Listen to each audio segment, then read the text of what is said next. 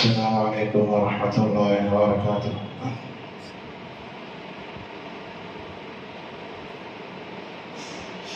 الحمد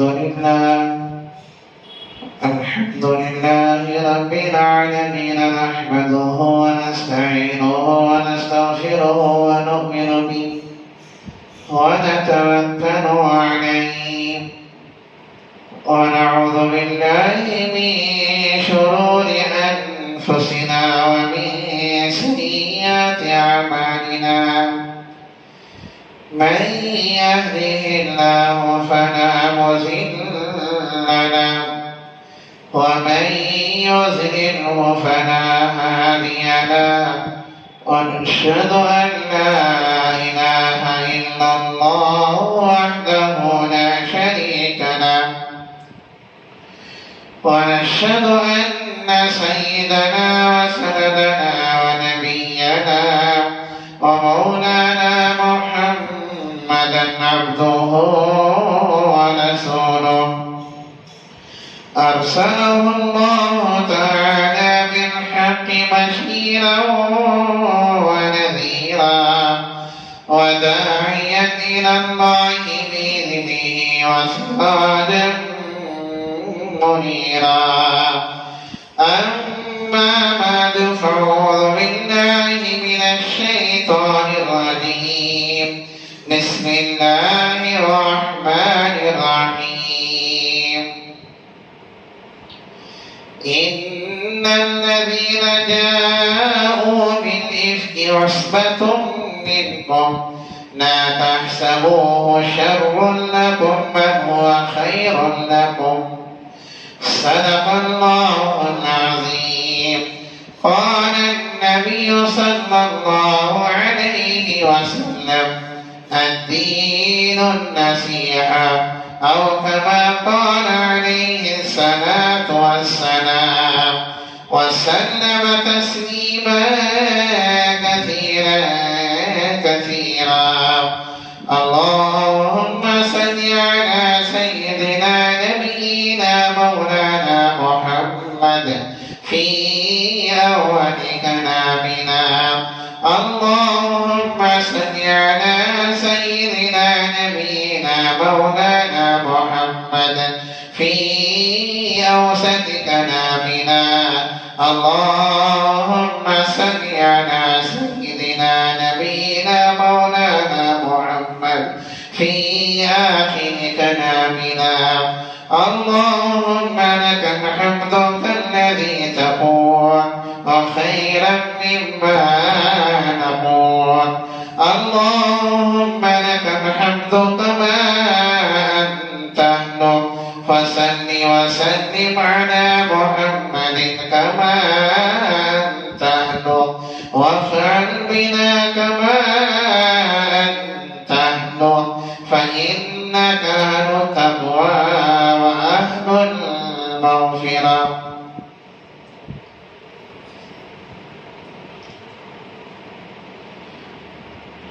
عزیزان گرامی، نوجوانان ملت، حضرات محترم بزرگان دین،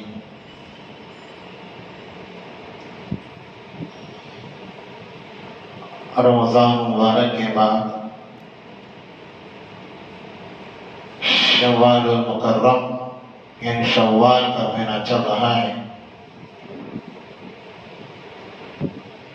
اور آج تقریباً شوال کی 14 تاریخ ہے۔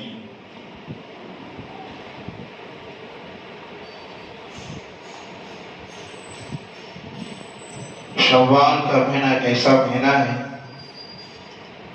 جس مہینے کو اللہ کے نبی علیہ السلام نے اشہر الحج یعنی حج کے مہینے قرار دیا ہے۔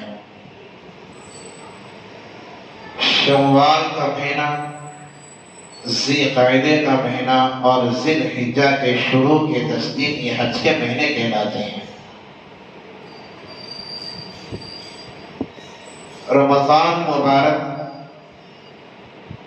سے لے کر اللہ تبارک و تعالیٰ ذی الحجہ تک گویا کہ 3-4 مہینوں کو اللہ تعالیٰ نے اپنے عبادت کے لیے خاص کر لیا ہے۔ اور ایسی عبادتیں ہیں جو انہی مہینوں میں کی جا سکتے ہیں، اس کے علاوہ کسی اور مہینے میں نہیں کی جا سکتی. جیسا کہ رمضان مبارک میں روزے ہیں اور اسی طرح تراویح ہیں. تراویح اور روزے ایسے ہیں جو صرف رمضان ہی میں رکھا جا سکتا ہے. رمضان کا مہینہ اگر گزر گیا تو سال کے 11 مہینے اگر کوئی بندہ روزہ رکھنا چاہتا ہے، فرض روزے، رمضان کا مہینہ گزر جانے کے بعد اگر کوئی بندہ سال کے 11 مہینے تراویح پڑھنا چاہتا ہے تو نہیں پڑھ سکتا. فرض روزے رکھنا چاہتا ہے تو نہیں رکھ سکتا. تو رمضان میں عبادت اللہ نے ایسی جاری کی جو رمضان ہی میں خاص ہے. اسی طرح رمضان کے بعد شوال کا مہینہ آتا ہے، اور شوال، ذی الحجہ، ذی قعدہ، یہ سارے حج کے مہینے ہیں.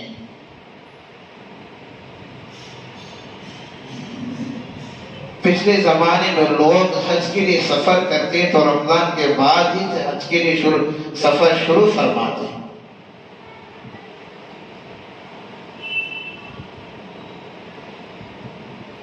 وہ ہے کہ لمبا سفر ہوتا، 3-4 مہینوں کا سفر. اتنا لمبا سفر کر کے حج کے لیے جانا پڑتا. تو گیا کہ رمضان کے بعد یہ مہینے، یہ سفر شروع ہو جاتا. اس لیے شوال کے مہینے کو اللہ کے رسول علیہ السلام نے اشہر الحج یعنی حج کے مہینے قرار دیا ہے. اور شوال کی فضیلت کے بارے میں آتا ہے کہ اللہ کے رسول علیہ السلام نے ارشاد فرمایا کہ جو بندہ رمضان کے 30 روزے رکھنے کے بعد پھر شوال کے 6 روزے رکھتا ہے تو اللہ تبارک و تعالیٰ پورا سال روزے رکھنے کے برابر ثواب عطا فرماتے ہیں. شوال کے 6 روزے، کیونکہ 30 روزے 300 دن کے حساب سے ہوتے ہیں، اور شوال کے 6 روزے 60 دن کے برابر ہوتے ہیں. تو اللہ کے نبی علماء نے لکھا ہے کہ سال کے 360 دن ہوتے ہیں. تو رمضان کے 30 روزے گویا کہ 30 کے 300 ہو گئے، اور 6 کے 60 ہو گئے، تو 360 دن گویا کہ شوال کے 6 روزے رکھنے کا ثواب اللہ یہ عطا فرماتے ہیں کہ پورا سال روزے رکھنے کے برابر کا ثواب عطا فرماتے ہیں. اسی طرح حدیث پاک کے اندر آتا ہے کہ شوال کا مہینہ کیسا مہینہ ہے کہ اللہ کے رسول علیہ السلام ہر اچھا کام شوال کے مہینے میں شروع فرماتے.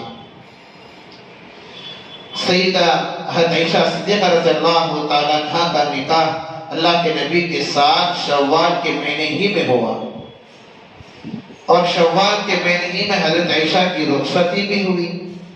اور ایک روایت میں آتا ہے کہ حضرت عائشہ کی وفات بھی شوال ہی کے مہینے میں ہوئی ہے.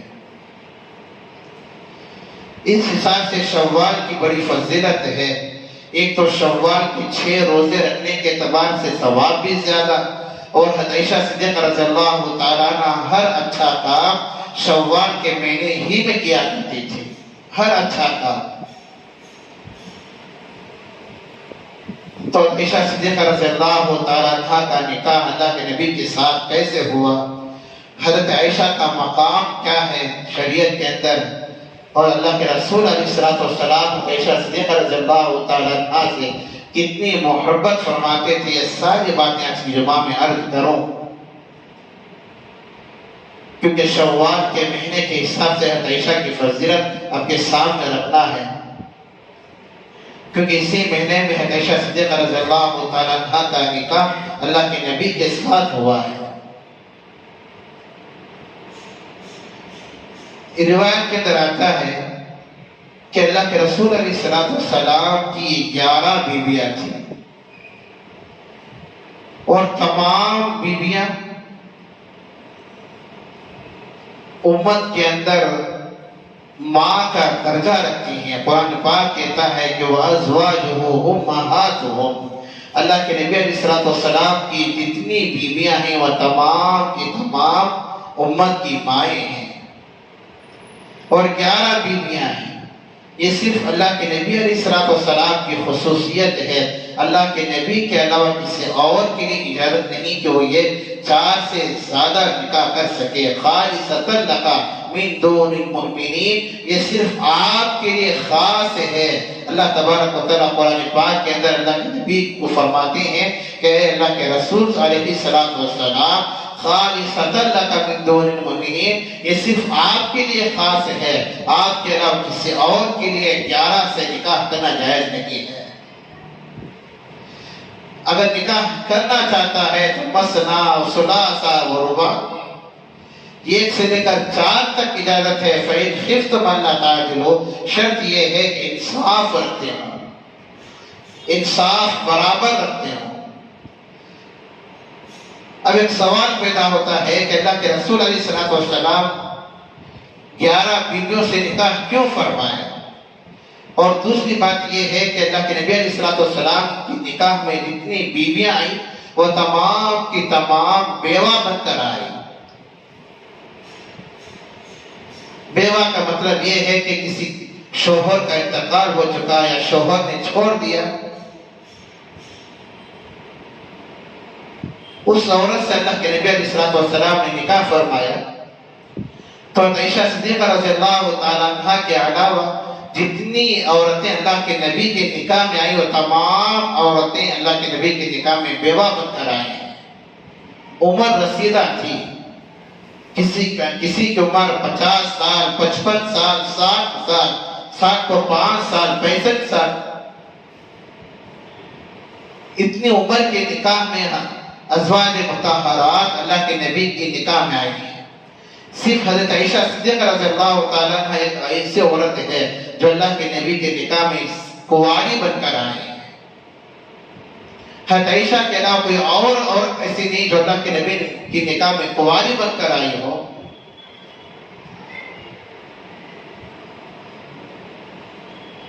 اب ایک سوال یہی پیدا ہوتا ہے کہ اللہ کے رسول علیہ السلام نے 11 عورتوں سے نکاح کیوں فرمایا؟ تو اس کا جواب حضرات علماء کرام نے لکھا ہے کہ یہ صرف آپ کی خصوصیت ہے، آپ کے علاوہ کسی اور کے لیے اجازت نہیں ہے۔ جیسا کہ حدیث پاک کے اندر آتا ہے کہ اللہ کے نبی علیہ السلام پر تہجد کی نماز فرض تھی۔ اللہ کے نبی علیہ السلام تہجد کی نماز بھی اسی طرح پڑھتے جس طرح کہ ہم لوگ 5 وقت کی نماز ادا فرماتے ہیں۔ تہجد کی نماز بھی اللہ کے نبی پر فرض تھی، لیکن امت پر فرض نہیں ہے بلکہ نفل ہے۔ یہ صرف اللہ کے نبی کی خصوصیت تھی۔ اسی طرح اللہ کے رسول علیہ السلام کے لیے ہر نماز کے وقت مسواک کرنا فرض تھا۔ اللہ کے نبی علیہ السلام نماز اس وقت تک نہیں پڑھتے تھے جب تک کہ مسواک نہ کرتے۔ گویا کہ اپنے اوپر اللہ کے نبی علیہ السلام نے مسواک کو فرض کر دیا تھا، تو اسی لیے اللہ کے نبی کی خصوصیت تھی۔ تو اسی طرح لیکن یہ سنت، یہ مسواک کرنا اس امت پر سنت ہے، فرض نہیں ہے۔ مسواک ہے تو کرو، اگر نہ ہے تو چھوڑ دو، کوئی بات نہیں، لیکن وضو تو ہو جائے گا، فرض تو نہیں ہے۔ لیکن اللہ کے رسول علیہ السلام پر مسواک کرنا فرض تھا۔ تہجد کی نماز اللہ کے نبی پر فرض تھی۔ اسی طرح اللہ کے نبی علیہ السلام جب مسجد کے اندر آتے تو جوتوں کے ساتھ، اپنے چپل کے ساتھ مسجد کے اندر داخل ہو جاتے۔ یہ اللہ کے نبی کی خصوصیات میں سے ہے، کیونکہ اللہ کے نبی علیہ السلام کے چپل پر، جوتوں پر گندگی نہیں ہوتی تھی، جس کی وجہ سے اللہ کے نبی کبھی کبھار اسی حالت میں چپل ہی میں جوتوں ہی مسجد کے اندر داخل ہو جاتے ہیں۔ یہ صرف اللہ کے نبی کی خصوصیات ہے۔ جس طرح اللہ کے نبی علیہ السلام پر تہجد کی نماز فرض، اسی طرح اللہ کے نبی علیہ السلام پر مسواک کرنا فرض تھا۔ یہ صرف اللہ کے نبی کی خصوصیت تھی. اسی طرح اللہ کے رسول علیہ السلام کے لیے اجازت تھی کہ 11 سے نکاح کریں. یہ صرف آپ کی خاصیت ہے، آپ کے علاوہ کسی اور کی یہ خاصیت نہیں ہے. تو حضرات علماء کرام نے اس کا یہ جواب دیا ہے. اور دوسری بات یہ ہے کہ اللہ کے رسول علیہ السلام کو جب اللہ نے اختیار دیا تھا کہ آپ جس سے چاہے نکاح کرو، جن عورتوں سے چاہے نکاح کرو، لیکن اس کے باوجود اللہ تبارک و تعالیٰ نے، اللہ کے نبی علیہ السلام نے بیوہ عورتوں سے نکاح کیوں فرمایا؟ آپ کی نکاح میں سب سے پہلی جو عورت آئی جن کی عمر حضرت خدیجہ رضی اللہ تعالیٰ عنہ، جن کی عمر 40 سال کی تھی، اللہ کے نبی علیہ السلام سے پہلے 1 سے 2 شوہر حضرت خدیجہ کے انتقال ہو چکے تھے. اللہ کے نبی تیسرے شوہر تھے حضرت خدیجہ رضی اللہ تعالیٰ عنہ کے.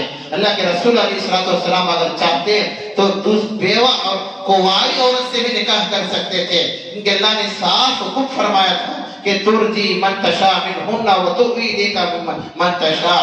آپ جس سے چاہے نکاح کر سکتے ہیں، آپ جس سے چاہے اپنے نکاح میں رکھ سکتے ہیں، اور جس کو چاہے نکاح سے توڑ سکتے ہیں. یہ آپ کو اللہ نے اختیار دیا تھا، لیکن اس کے باوجود اللہ کے رسول علیہ السلام نے پہلا نکاح فرمایا کنواری، یہ یعنی بیوہ عورت سے نکاح فرمایا. اب کیوں فرمایا؟ اگر چاہتے تو دوسری عورت سے بھی، کنواری عورت سے بھی نکاح کر سکتے تھے. 11 عورتوں میں سے صرف ایک عورت ایسی ہے حضرت عائشہ رضی اللہ تعالیٰ عنہ، جو کنواری عورت تھی، جو اللہ کے نبی کی نکاح میں پہلی بار آئی تھی. لیکن حضرت عائشہ کے علاوہ جتنی عورتیں ہیں، حضرت خدیجہ ہیں، حضرت سودا بنت زمعہ رضی اللہ تعالیٰ عنہ، حضرت حفصہ رضی اللہ تعالیٰ عنہ، حضرت زینب رضی اللہ تعالیٰ عنہ، حضرت میمونہ رضی اللہ تعالیٰ عنہ، اور حضرت خدیجہ رضی اللہ تعالیٰ عنہ، حضرت جویریہ رضی اللہ تعالیٰ عنہ. حضرت عائشہ کو چھوڑ کر، حضرت سودا رضی اللہ تعالیٰ، حضرت عائشہ کو چھوڑ کر جتنی عورتیں ہیں وہ تمام عورتیں اللہ کے نبی کے نکاح میں بیوہ بن کر آئے ہیں. اگر چاہتے تو آپ ہر عورت سے، یعنی جس عورت سے بھی چاہے، کنواری عورت کو پسند فرماتے تھے، لیکن صرف ایک عورت حضرت عائشہ کو کنواری کو پسند فرمایا، باقی تمام عورتیں بیوہ عورتوں سے نکاح فرمایا. کیوں؟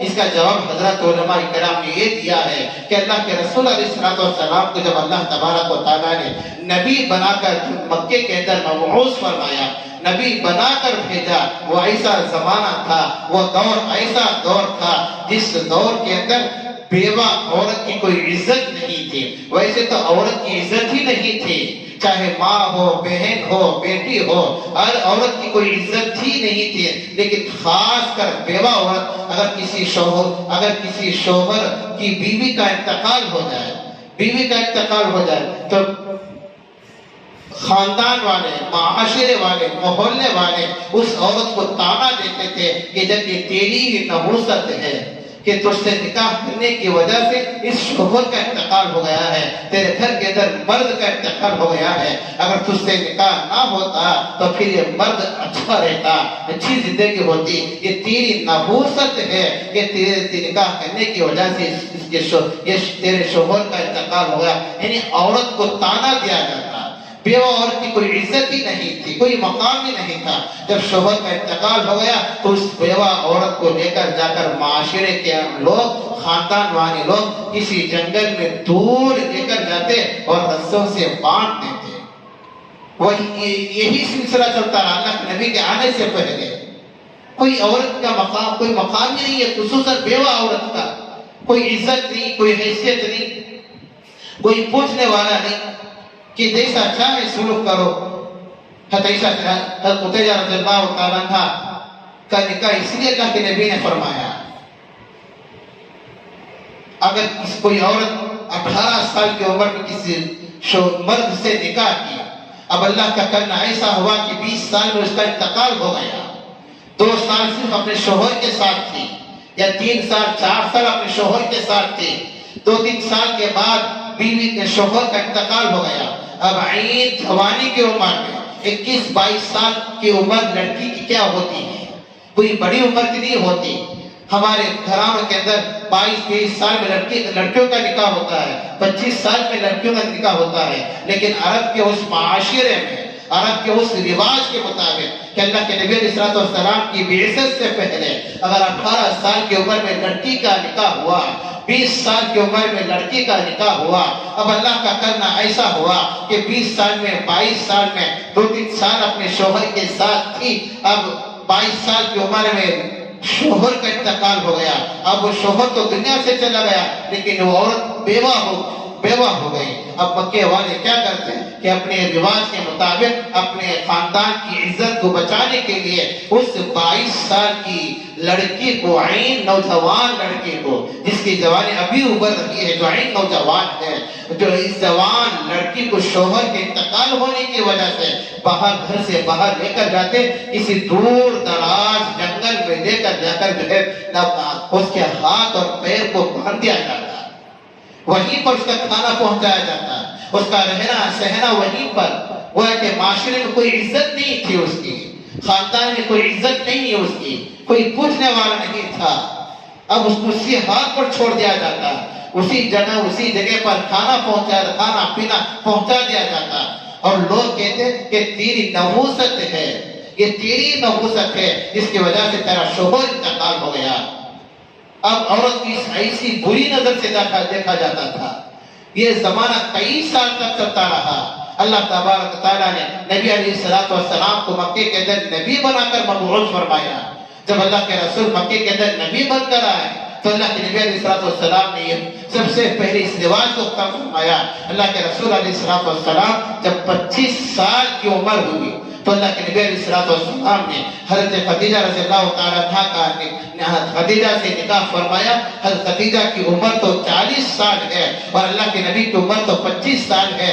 40 میں اور 25 میں کتنا فرق ہے؟ تقریباً 15 سال کا فرق ہے۔ اللہ کے رسول نے یہ نہیں سوچا کہ میں نوجوان ہوں، نوجوان ہوں، میری عمر تو 25 سال ہے اور خدیجہ کی عمر تو 40 سال ہے، اور خدیجہ 102 شوہر اس کے مر چکے ہیں، نکاح ہو کر 102 شوہر انتقال ہو چکے ہیں، یہ تیسرا شوہر ہوں حضرت خدیجہ رضی اللہ تعالیٰ عنہا کا۔ اللہ کے نبی نے یہ نہیں سوچا بلکہ اللہ کے رسول علیہ السلام نے حضرت خدیجہ سے نکاح فرمایا، اور نکاح فرما کر مکے والوں کو نہیں بلکہ پوری دنیا والوں کو اس بات کا سبق سکھایا، اس بات کا اعلان فرمایا کہ دیکھو جو کوئی مرد بیوہ عورت سے نکاح کرتا ہے، بیوہ عورت کا سہارا بنتا ہے، بیوہ عورت کو سہارا دیتا ہے۔ اللہ کے رسول علیہ السلام نے ارشاد فرمایا کہ میں اور وہ قیامت کے دن، اللہ کے نبی نے 2 انگلیوں کا اشارہ کر فرمایا، 2 انگلیوں کا اشارہ کر اللہ کے رسول نے فرمایا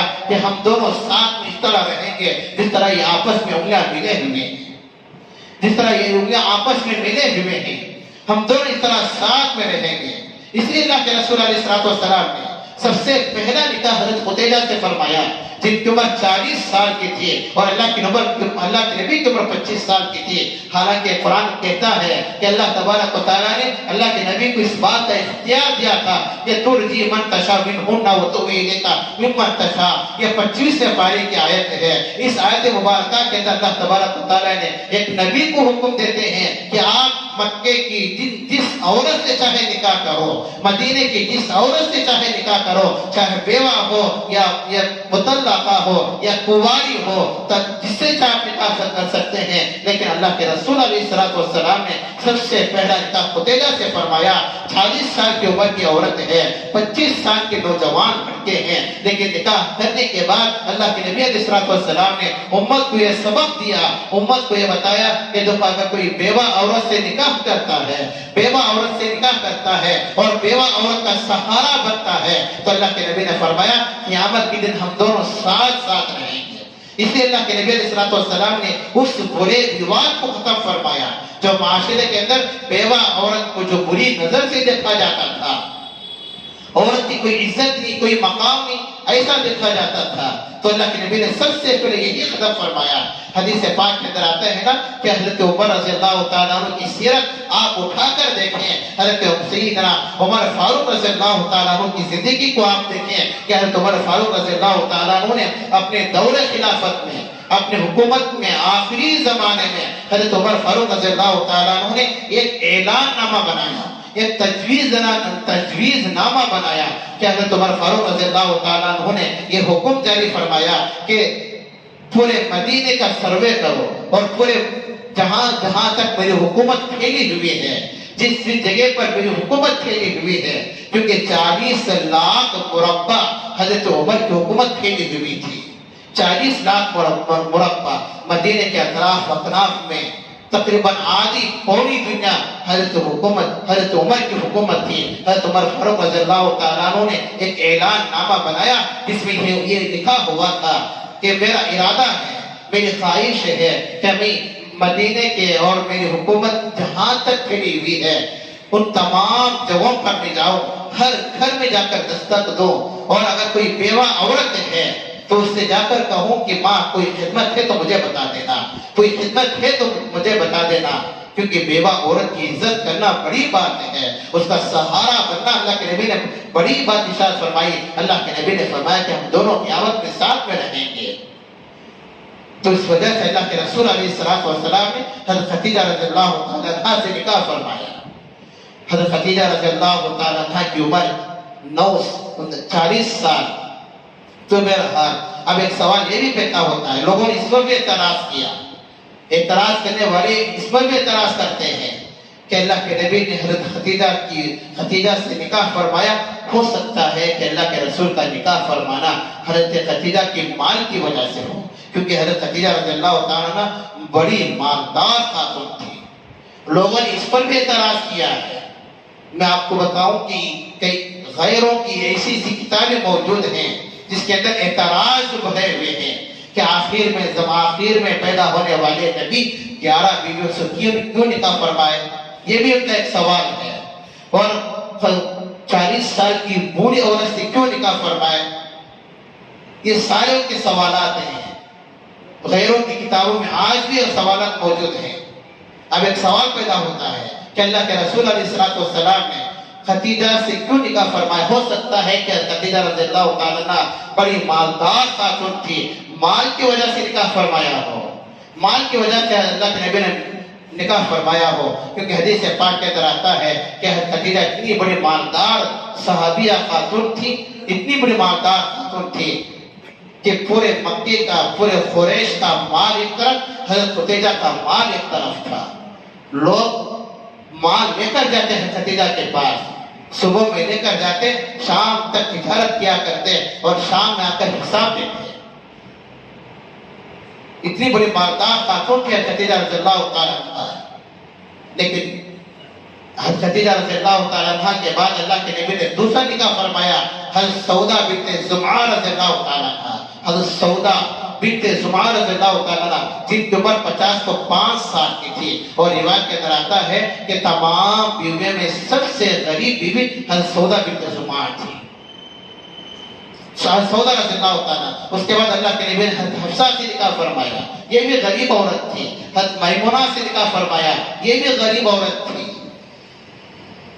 تو جن لوگوں نے اعتراض کیا ان کا جواب تو یہی مل جاتا ہے۔ اللہ کے رسول علیہ السلام نے دوسرے بیووں سے نکاح فرمایا جن کی عمر تو زیادہ تھی لیکن غریب تھی۔ اللہ کے نبی علیہ السلام نے غریبی اور مالداری کو نہیں دیکھا، عمر کو نہیں دیکھا، بلکہ جو رواج پھیلا ہوا تھا اس رواج کو ختم کرنا تھا، اسی رواج کو اللہ کے نبی علیہ السلام ختم کرنے کے لیے حضرت خدیجہ سے نکاح فرمایا۔ تو بہرحال حضرت عائشہ صدیقہ رضی اللہ تعالیٰ عنہ وہ اللہ کے نبی علیہ السلام کے نکاح میں جتنی بیویاں آئی ہیں، پہلی بیوی حضرت خدیجہ رضی اللہ تعالیٰ عنہ، حضرت خدیجہ سے لے کر آخر تک جتنی اللہ کے نبی نے نکاح فرمائے، تقریباً 11 نکاح فرمائے، ان تمام بیویوں میں سب سے چھوٹی بیوی حضرت عائشہ رضی اللہ تعالیٰ عنہ ہے، اور تمام بیویوں میں حضرت عائشہ کا مقام زیادہ ہے، بڑا ہوا۔ اللہ کے رسول علیہ السلام حضرت عائشہ سے بہت محبت فرمایا کرتے تھے۔ روایت کے اندر آتا ہے کہ اللہ کے رسول علیہ السلام دعا فرماتے ہیں کہ اے اللہ، میں تمام بیویوں سے یکساں محبت کرنا چاہتا ہوں، یکساں محبت تو کرنا چاہتا ہوں، لیکن میرا دل عائشہ کی طرف زیادہ مائل ہے۔ قیامت کے دن مجھ سے سوال مت کرنا، کیونکہ میں اپنے دل پر کنٹرول نہیں کر سکتا، یہ دل کا معاملہ ہے۔ محبت تو میں تمام سے یکساں کرنا چاہتا ہوں، لیکن دل اگر کسی کی طرف زیادہ ہے تو پھر قیامت کے دن مجھ سے سوال مت کرنا۔ اللہ کے رسول دعا کیا کرتے 9 سال کی عمر تھی حضرت عائشہ رضی اللہ تعالیٰ عنہ کی اللہ کے نبی کی نکاح میں آئی. 9 سال کی عمر میں 10-11 سال کی عمر میں عورتیں بالغ ہوتی ہیں. آج بھی عرب زمانے کے اندر یعنی جہاں گرمی کا ماحول ہوتا ہو، جہاں کی آب و ہوا گرم ہو، وہاں عورتیں بہت جلدی بالغ ہو جاتی ہیں. تو ان عورتوں کے رواج کے مطابق 9-10 سال عورتیں بالغ ہو جاتے ہیں. اور آج کل تو ہمارے معاشرے کے اندر 10-11-12 سال میں بچہ بالغ ہو جاتے ہیں، بڑی ہو جاتی ہے. 10-12 سال میں 12-13 سال یہ عمر کی کیا ہوتی ہے، لیکن بچے بالغ ہو جاتے ہیں. آج کا ماحول کہہ رہا ہوں، وہ تو عرب زمانہ تھا. عرب کی آب و ہوا گرم ہوتی ہے. اس زمانے کے حساب سے 9-10 میں لڑکیاں بالغ 9-10 سال کی عمر میں لڑکیاں بالغ ہو جاتی ہیں. لیکن آج ہمارے بنگلور کا رواج ہے 12-13 سال کی عمر میں لڑکیاں بالغ ہو جاتی ہیں، بڑی ہو جاتی ہیں. تو میرا حال اللہ کے نبی علیہ السلام کے نکاح میں حضرت عائشہ صدیقہ رضی اللہ تعالیٰ عنہا آئی. 9 سال کی عمر تھی. رواج کے اندر آتا ہے کہ حضرت عائشہ صدیقہ رضی اللہ تعالیٰ عنہا کا بلوغت کا پہلا دن تھا، بالغ کا پہلا دن تھا. اللہ کے نبی کے ساتھ نکاح ہوا. اللہ کے رسول علیہ السلام کو پہلے دن حضرت عائشہ رضی اللہ تعالیٰ عنہا نے بالغ ہوتی سب سے پہلے اللہ کے نبی کو دیکھا، کسی غیر مرد کو نہیں دیکھا.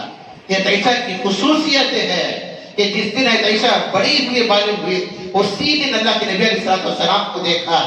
اللہ کے نبی کے علاوہ کسی اور غیر مرد کو نہیں دیکھا. پہلے ہی دن آپ کے اوپر نظر پڑ گئی. روایت کے اندر یہ بھی آتا ہے کہ عائشہ صدیقہ رضی اللہ تعالیٰ عنہا اللہ کے نبی کے نکاح میں کیوں آئے، اس کی وجہ کیا ہے؟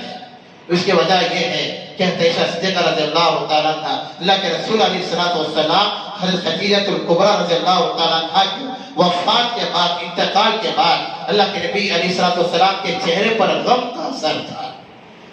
ہمیشہ غم زدہ رہتے تھے کیونکہ اللہ کے نبی علیہ السلام پر حضرت خدیجہ کے بڑے احسانات تھے. ایک مالدار ہونے کی وجہ سے حضرت خدیجہ رضی اللہ تعالیٰ عنہ نے اپنا تمام مال لے کر آئے، اللہ کے نبی کی خدمت میں پیش کر دیا اور کہا کہ یا رسول اللہ صلی اللہ علیہ وسلم جب میں ہی آپ کی ہو گئی ہوں تو یہ مال بھی آپ کا ہے، آپ کے قدموں میں پیش کرتی ہوں، آپ جیسا چاہے استعمال کریں، جس جگہ چاہے آپ استعمال کریں. اور اللہ کے نبی علیہ السلام پر حضرت خدیجہ کے بڑے احسانات تھے، اس لیے اللہ کے رسول علیہ السلام حضرت خدیجہ کی وفات کے بعد بھی حضرت خدیجہ کو یاد کیا کرتے تھے.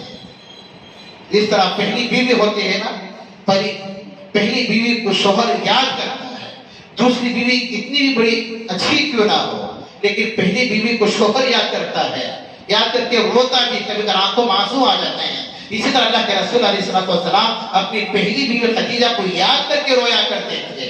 روایت کے اندر آتا ہے کہ ایک مرتبہ اللہ کے رسول علیہ السلام بیٹھے ہوئے تھے، حضرت عائشہ بھی بیٹھی ہوئی ہیں اور دوسرے ازواج مطہرات بھی، دوسری بیویاں بھی بیٹھے ہوئے ہیں. ایک عورت اللہ کے نبی کے پاس آئی. اس عورت کا جو انداز تھا، بات کرنے کا جو انداز تھا اور اس کی آواز حضرت خدیجہ سے ملتی جلتی تھی.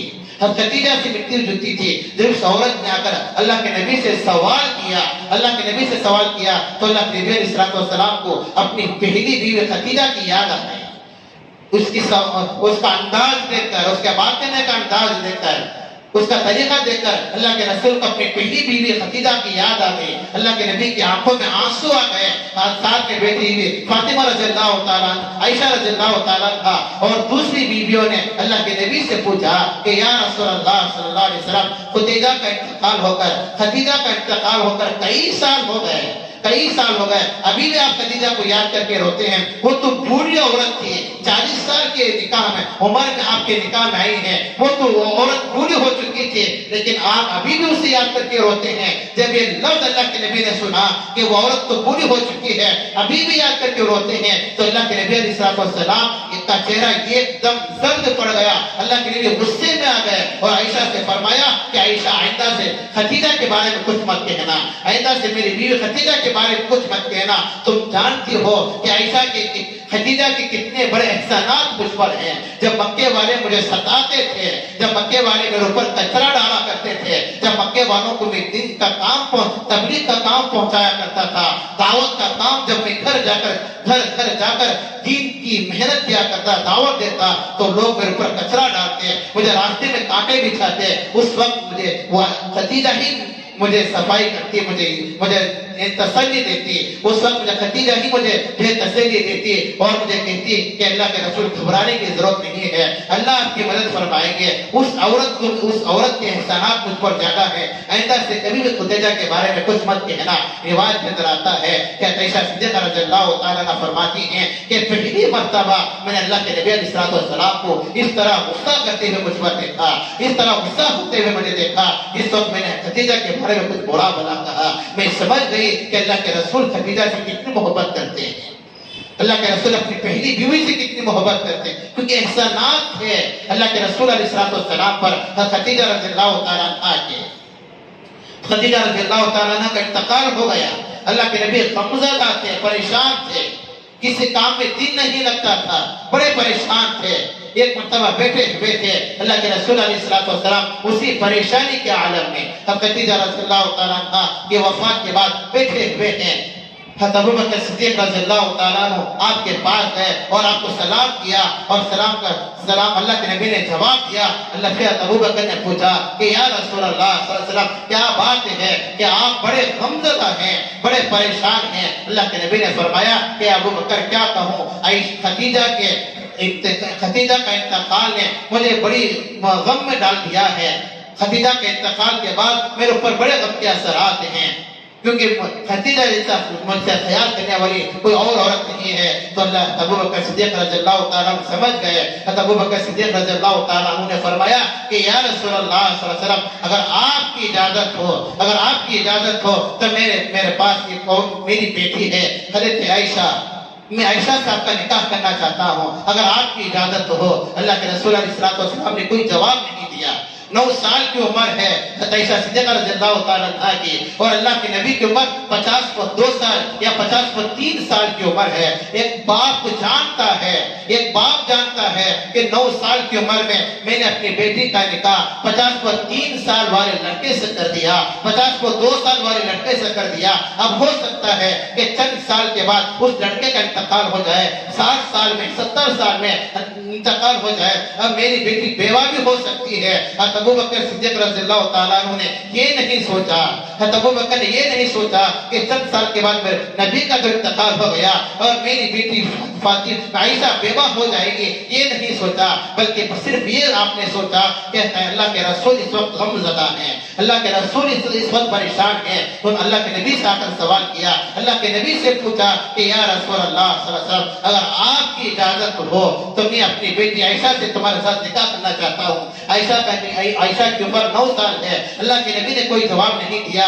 ابوبکر سمجھ گئے شاید وحی کا انتظار ہے یا کوئی اور بات اللہ کے نبی کو پیش آئی ہے جس کی وجہ سے اللہ کے رسول کوئی جواب نہیں دے رہے ہیں۔ تو خیر بات گزر گئی، مجلس ختم ہو گئی، ابوبکر گھر چلے گئے، اللہ کے رسول اپنے گھر آ گئے۔ اور روایت کے اندر آتا ہے کہ اللہ کے رسول رات میں سوئے ہوئے تھے، حضرت جبرائیل امین علیہ السلام ساتھ آسمان سے کوئی کپڑا لے کر آتے ہیں جو ریشم کا کپڑا ہوتا ہے، جو مخمل کا کپڑا ہوتا ہے، جس کے اندر ایک تصویر بنی ہوئی تھی۔ رات کا خواب ہے، اللہ کے رسول علیہ السلام خواب میں دیکھتے ہیں کہ جبرائیل امین آئے ہوئے ہیں، آ کر اللہ کے نبی کو جگایا اور اللہ کے نبی علیہ السلام کے ہاتھ کو دیکھا کہ اللہ کے رسول کے ہاتھ میں کوئی مخمل کا کپڑا ہے اور ریشم کا کپڑا ہے جس کے اندر کوئی تصویر ہے۔ اللہ کے نبی نے جبرائیل سے پوچھا کہ جبرائیل کیا بات ہے، آپ کے ہاتھ میں کیا ہے؟ تو جبرائیل علیہ السلام نے کپڑا کھول کر بتایا اور کہا کہ عائشہ ہے، یہ عائشہ کی تصویر ہے۔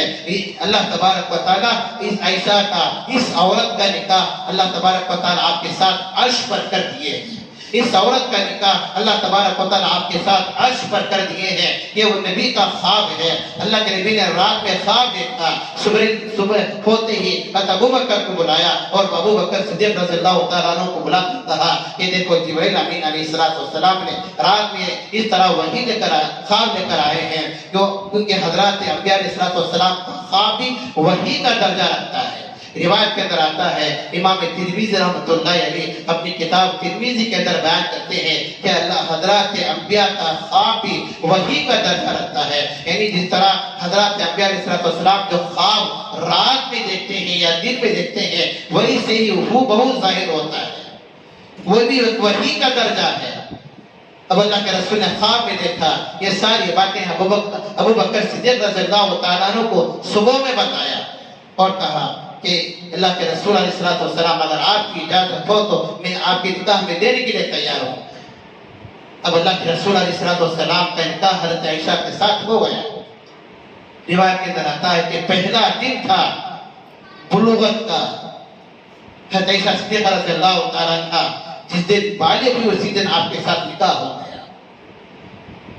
روایت کے اندر یہ بھی آتا ہے کہ عائشہ صدیقہ رضی اللہ تعالیٰ عنہ 9 سال کی عمر میں اللہ کے نبی کے نکاح میں آئے، 12 یا 11 سال کی عمر میں رخصتی ہوئی، اور عائشہ صدیقہ بہت کم عمر اللہ کے نبی کے زمانے اللہ کے نبی کے ساتھ گزاری، اللہ کے نبی کے ساتھ گزرا ہے۔ عائشہ صدیقہ رضی اللہ تعالیٰ عنہ اتنا لمبا، اتنا بہت کم عرصہ گزارنے کے باوجود وقت کی سب سے بڑی عالمہ تھی عائشہ صدیقہ رضی اللہ تعالیٰ عنہ۔ روایت کے اندر آتا ہے کہ عائشہ صدیقہ رضی اللہ تعالیٰ عنہ ایک مرتبہ امیر معاویہ رضی اللہ تعالیٰ عنہ سے پوچھا گیا کہ بتاؤ کہ اللہ کے نبی علیہ السلام کی وفات کے بعد، اللہ کے نبی کے انتقال کے بعد اس روئے زمین پر سب سے زیادہ جاننے والی عالمہ کون ہے؟ تو اس نوجوان سامنے والے شخص نے حضرت امیر معاویہ رضی اللہ تعالیٰ عنہ کی طرف نسبت کرتے ہوئے کہا کہ آپ اس وقت سب سے زیادہ جاننے والے ہیں۔ حضرت امیر معاویہ رضی اللہ تعالیٰ عنہ نے اس کے چہرے پر تھپڑ مارا اور کہا کہ تو میری تعریف کرتا ہے، جھوٹی تعریف کرتا ہے، سچ سچ بتا کہ سب سے زیادہ جاننے والی کون ہے؟ تو فرمایا، انہوں نے کہا کہ سچ بات یہ ہے کہ اس وقت سب سے زیادہ روئے زمین پر عالمہ مسائل کی جاننے والی حضرت عائشہ صدیقہ رضی اللہ تعالیٰ عنہ ہے۔ روایت کے اندر یہ بھی آتا ہے کہ عائشہ صدیقہ رضی اللہ تعالیٰ عنہ سب سے زیادہ عبادت گزار بھی تھی۔ حضرت عائشہ صدیقہ رضی اللہ تعالیٰ عنہ کی ایک بہن تھی حضرت اسماء رضی اللہ تعالیٰ عنہ، ان کے بیٹے تھے حضرت عبداللہ۔ حضرت عبداللہ فرماتے ہیں، حضرت عبداللہ بن زبیر رضی اللہ تعالیٰ عنہ، حضرت عبداللہ فرماتے ہیں کہ حضرت عائشہ صدیقہ رضی اللہ تعالیٰ عنہ اپنے خالہ سے مجھے بہت زیادہ محبت تھی اور خالہ بھی مجھ سے بہت زیادہ محبت کیا کرتے تھے۔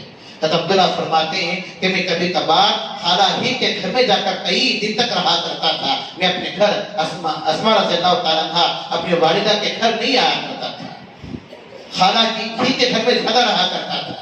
ایک مرتبہ میں اپنے گھر آ گیا، پھر رات میں مجھے جانا پڑا، رات کے وقت میں گیا، جا کر دیکھا کہ رات کا وقت ہے، میں نے اپنے خالہ عائشہ کو دیکھا رضی اللہ تعالیٰ عنہ کہ نماز پڑھ رہی ہے۔ میں کوئی ضروری بات کرنا تھا، خالہ سے ضروری بات کرنا تھا، لیکن دیکھا کہ نماز پڑھ رہی ہے، کبھی رکوع میں ہے، کبھی سجدے میں ہے، کبھی دعا میں ہے، کبھی اتحیات میں ہے۔ میں انتظار کرتا رہا۔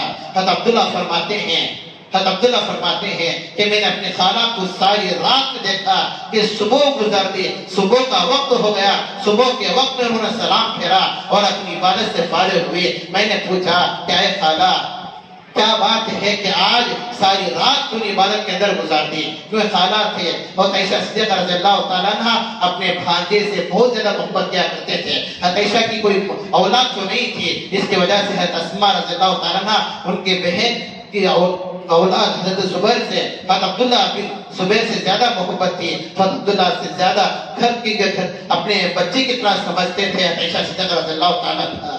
تو عبداللہ نے پوچھا کہ خالہ جان کیا بات ہے کہ آج آپ نے سارا عبادت میں گزار دی؟ تو عائشہ صدیقہ رضی اللہ تعالیٰ عنہ نے فرمایا کہ عبداللہ، اصل بات تو یہ ہے کہ میں نے قرآن کی ایک آیت میں نے شروع کر دی تھی کہ وَقْتَاذِ الْيَوْمَ أَيُّهَا الْمُجْرِمُونَ، کہ اللہ تبارک و تعالیٰ قیامت کے دن مجرموں یہ اعلان فرمائیں گے کہ آج ایمان والے فرما بردار الگ ہو جائیں اور نافرمان مجرم الگ ہو جائیں۔ جب قیامت میں اللہ تبارک و تعالیٰ حشر کے میدان میں اعلان فرمائیں گے کہ آج مجرم الگ ہو جاؤ، جو جرم کرنے والے ہیں، گناہ کرنے والے ہیں، جو نافرمان ہیں یہ الگ ہو جاؤ، اور جو فرما بردار ہیں یہ الگ ہو جاؤ۔ ممتاز یوم ایھا المجرمون، یہ سورہ یاسین کی آیت ہے۔ حضرت عائشہ فرماتی ہیں کہ اس رات میں نے ساری رات گزار دی، اس رات میں یعنی اس آیت کو پڑھ کر میں سوچتے رہی، اس آیت کو پڑھ کر میں سوچتے رہی کہ اللہ تبارک و تعالی ہمارا یہ پتہ نہیں کہ ہمارا شمار کس میں فرمائیں گے، فرما برداروں میں ہمارا شمار ہوگا یا نافرمانوں میں ہمارا شمار ہوگا۔ اس آیت کو پڑھ کر میں نے ساری رات گزار دی۔ روایت کے اندر آتا ہے کہ عائشہ صدیقہ رضی اللہ تعالیٰ عنہ بڑی سخی بھی تھی، بڑی سخی بھی تھی، ان کی خادمہ تھی حضرت بریرہ رضی اللہ تعالیٰ عنہ۔ ایک مرتبہ صبح کے وقت اپنی خادمہ بریرہ کو بلایا اور بلا کر کہا کہ گھر میں جو کچھ ہے وہ تمام کا تمام صدقہ کر دیا جائے، وہ تمام صدقہ کر دیا گیا۔ تو پھر بریرہ نے آ کر عائشہ سے کہا کہ اماں جان آج ہم روزے سے ہیں، آپ بھی روزہ ہے، آپ کا بھی ہے اور میرا بھی ہے، اور رات میں افطار کے لیے کچھ نہیں ہے، آپ نے تو گھر میں جو کچھ تھا وہ تمام کا تمام صدقہ کر دیا ہے۔ تو عائشہ نے فرمایا کہ بریرہ صدقہ تو کر دے، اچھی بات ہے، اگر گھر میں کچھ رہ جاتا، اگر گھر میں کچھ رہ جاتا، اگر اسی حالت میں انتقال ہو جاتا تو پھر نبی کو بھی کیا منہ دکھاتی، تیرے اللہ کے رسول علیہ السلام کو، میرے شوہر کو بھی کیا منہ دکھاتی۔ صدقہ ہو گیا تو اچھی بات ہے، اللہ شام تک کوئی انتظام کر دیں گے۔ تو عائشہ صدیقہ رضی اللہ تعالیٰ عنہ بڑی عبادت گزار عورت تھی اور بڑی سخی بھی تھی، جو کچھ آتا اللہ کے نبی کے بعد لوگ صدقہ وغیرہ ہدیہ وغیرہ عائشہ کے بعد پہنچایا کرتے تھے۔ عائشہ رضی اللہ تعالیٰ عنہ جیسی جو کچھ آتا صدقہ کیا کرتے تھے۔ ایک مرتبہ ایسا بھی ہو گیا کہ رات کا کچھ صدقے کا کچھ حصہ گھر میں رہ گیا۔ اللہ کے رسول علیہ السلام نے خواب میں آ کر عائشہ سے فرمایا کہ اے عائشہ کیا بات ہے کہ آج تمہارے گھر میں صدقے کی کچھ چیز بچی ہوئی ہے، کتنا اچھا ہوتا کہ اسے بھی تقسیم کر دیا جاتا۔ صبح نیند کھلتے ہی عائشہ صدیقہ رضی اللہ تعالیٰ عنہ نے وہ ساری چیزیں صدقہ کر دی۔ اس لیے روایت کے اندر آتا ہے کہ عائشہ صدیقہ رضی اللہ تعالیٰ عنہ اللہ کے نبی کے وصال کے بعد گھر میں جو کچھ آتا وہ تمام کا تمام صدقہ کیا کرتی تھی۔ عبادت گزار بھی تھی، سخی بھی تھی اور تہجد اور پرہیزگار بھی تھی عائشہ صدیقہ رضی اللہ تعالیٰ عنہ، اور سب سے زیادہ مسائل کی جاننے والی بھی تھی، عالمہ بھی تھی۔ روایت کے اندر آتا ہے کہ اللہ کے نبی کے وصال کے بعد بڑے بڑے صحابہ میں مسائل میں اختلاف ہو جاتا۔ کوئی صحابی فرماتے کہ یہ مسئلہ ایسا ہے، ایک صحابی فرماتے کہ یہ مسئلہ ایسا ہے۔ جب مسئلہ حل نہ ہوتا تو ہم فوراً اماں جان عائشہ کے پاس جاتے اور جا کر پردے سے سوال کرتے کہ اماں جان ہمارے درمیان یہ مسئلے میں اختلاف ہو گیا ہے، آپ ہی بتاؤ کہ اس کا حل کیا ہے۔ تو عائشہ صدیقہ رضی اللہ تعالیٰ عنہ صحیح مسئلہ بتاتی کہ اس کا مسئلہ حل یہ ہے، اس کا طریقہ یہ ہے۔ تو عائشہ فرماتی ہیں کہ علماء فرماتے ہیں کہ اللہ کے نبی کے بعد آدھا دن جو ہے ہم تک جو پہنچا ہے عائشہ سے پہنچا ہے، اور باقی آدھا دن صحابہ سے پہنچا ہے۔ آدھا دن تو عائشہ سے پہنچا ہے اور باقی آدھا دن صحابہ سے ہم تک پہنچا ہے۔ اتنی زیادہ جاننے والی مسائل کی جاننے والی عائشہ صدیقہ رضی اللہ تعالیٰ عنہ تھی۔ ایک مرتبہ حضرت فاطمہ رضی اللہ تعالیٰ عنہ اور عائشہ کے درمیان بحث ہو گئی۔ حضرت فاطمہ رضی اللہ تعالیٰ عنہ عمر میں بڑی تھی عائشہ صدیقہ رضی اللہ تعالیٰ عنہ سے چند سال بڑی تھی، کیونکہ حضرت فاطمہ رضی اللہ تعالیٰ عنہ حضرت خدیجہ کی بیٹی تھی۔ اللہ کے نبی علیہ السلام کی جتنی اولاد ہے نا وہ تمام کی تمام اولاد حضرت خدیجہ ہی سے پیدا ہوئے ہیں، ان کے علاوہ کسی اور بیوی سے کوئی اولاد نہیں سوائے ماریہ قبطیہ جو اللہ کے نبی کی بانتی تھی، ان سے ایک لڑکے پیدا ہوئے ابراہیم۔ ان کے علاوہ اللہ کے نبی کی جتنی اولاد ہے حضرت خدیجہ سے پیدا ہوئی ہے رضی اللہ تعالیٰ عنہ۔ حضرت فاطمہ رضی اللہ تعالیٰ عنہ حضرت عائشہ سے چند سال کی بڑی تھی، اور بیٹی ماں کے درمیان بحث ہو گئی۔ کیا بحث؟ حضرت فاطمہ رضی اللہ تعالیٰ عنہ نے حضرت عائشہ سے فرمایا کہ اماں جان عائشہ تم ابو بکر کی بیٹی ہو اور میں اللہ کے نبی کی محمد کی بیٹی ہوں، اور تمہارے رگوں میں ابو بکر کا خون دوڑ رہا ہے اور میرے رگوں میں محمد اللہ کے نبی کا خون دوڑ رہا ہے۔ یہ بحث ہوئی، اس لیے میرا مقام زیادہ ہے، میرے مقام کے بعد تمہارا مقام ہے۔ فاطمہ رضی اللہ تعالیٰ عنہ نے عائشہ سے فرمایا، عائشہ صدیقہ رضی اللہ تعالیٰ عنہ نے سنا اور کہا کہ بات صحیح ہے، یہ بات تو صحیح ہے کہ تمہارے رگوں میں محمد کا خون دوڑ رہا ہے اور میرے لوگوں میں ابوبکر کا خون دوڑ رہا ہے. تم بیٹی محمد کی ہو, میں بیٹی ابوبکر کی ہوں. بات تو صحیح ہے, لیکن ایک بات یاد رکھو فاطمہ, ایک بات یاد رکھو, مقام تو تمہارا ہے, چند سال تم بڑی ہو, مقام تو ہے, لیکن عائشہ صدیقہ رضی اللہ تعالیٰ عنہ نے فرمایا کہ بات دنیا کی نہیں ہے, آخرت کی بات ہے. میں نے اللہ کے نبی علیہ السلام کی زبان سے سنا.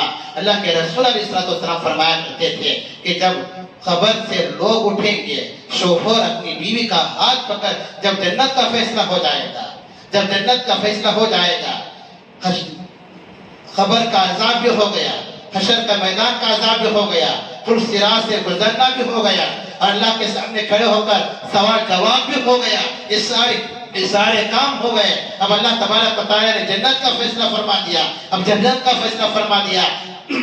اب جنت والے لوگ جنت میں جا رہے ہیں اور جہنم والے لوگ جہنم میں جا رہے ہیں. اس وقت عائشہ صدیقہ رضی اللہ عنہ نے فرمایا کہ عائشہ اس وقت یاد رکھنا کہ اللہ کے رسول علیہ السلام نے فرمایا, اللہ کے نبی نے فرمایا کہ شوہر اپنی بیوی کا ہاتھ پکڑ کر جنت میں جائے گا, شوہر اپنی بیوی کا ہاتھ پکڑ کر جنت میں جائے گا. جب اللہ فیصلہ فرمائیں گے کہ جنت والے جنت میں چلے جاؤ, جہنم والے جہنم میں چلے جاؤ, جہنم والے تو جہنم میں چلے جائیں گے, لیکن جنت والے جب جنت میں جائیں گے, اگر شوہر بھی نیک ہے, بیوی بھی نیک ہے, شوہر بھی تہجد گزار تھی, بیوی بھی تہجد گزار تھی, شوہر بھی متقی تھا, بیوی بھی متقی تھی, شوہر بھی اللہ سے ڈرنے والا تھا, بیوی بھی اللہ سے ڈرنے والی تھی, دونوں دنیا کے اندر اللہ کو ڈر کر زندگی گزارتے تھے. اب اللہ نے اعلان فرما دیا کہ دونوں میاں بیوی جنت والے جنت میں چلے جاؤ. روایت کے اندر آتا ہے کہ اس اعلان کو سن کر دنیا کے اندر جو بیوی ہوتی ہے نا, شوہر اپنی بیوی کا ہاتھ پکڑے گا, شوہر اپنی بیوی کا ہاتھ پکڑ کر جنت میں جائے گا. تو یہ حدیث کے الفاظ ہیں, ہر شوہر اپنی بیوی کا ہاتھ پکڑ کر, لیکن شرط یہ ہے کہ اللہ تبارک و تعالیٰ دونوں میاں بیوی کے حق میں جنت کا فیصلہ فرمائے. اگر اللہ تعالیٰ بیوی کے حق میں جنت, شوہر کے حق میں جہنم, تو پھر فیصلہ غلط, پھر فیصلہ جو پھر مسئلہ غلط ہو جائے گا. دونوں میاں بیوی کے حق میں اللہ تبارک و تعالیٰ جنت کا فیصلہ فرمائے.